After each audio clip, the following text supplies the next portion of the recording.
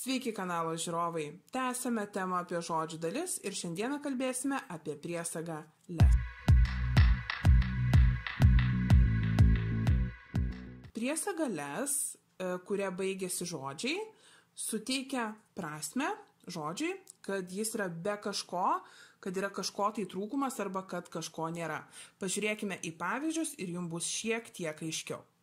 Pirmas pavyzdys – home, homeless. Jūs visi žinot, kad home yra namai, homeless yra benamis, neturintis namų, benamis.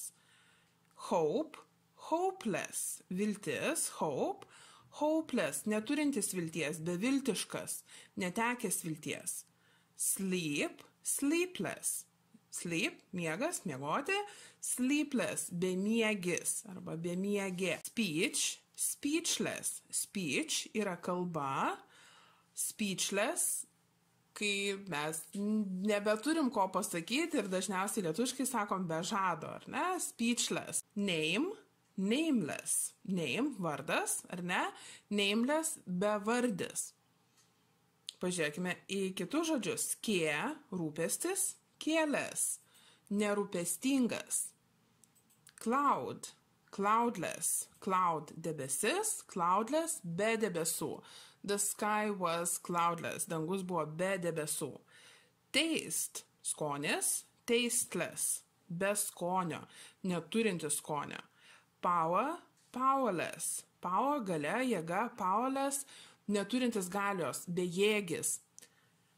Use, useless, use, naudoti arba nauda, o useless, nenaudingas. Ar ne? Tai matote, galūnė priesaga les suteikia žodeliam reikšmę, kad esam be kažko, kad kažko trūksta.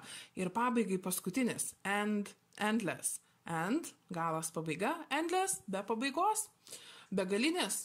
Taigi tiek šiam kartui, tiek su šios savaitės žodžių dalimis, o pasimatysime dar kitą antradienį. Iki. Ačiū, kad žiūrėjote. Jei video patiko, spauskite nykštį į viršų.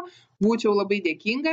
Jei nenorite praleisti naujų video, prenumeruokite kanalą, spausdami subscribe mygtuką. Nesidrovėkite komentuoti, bei aplankykite mano internetinį puslapį www.rolanda.lt.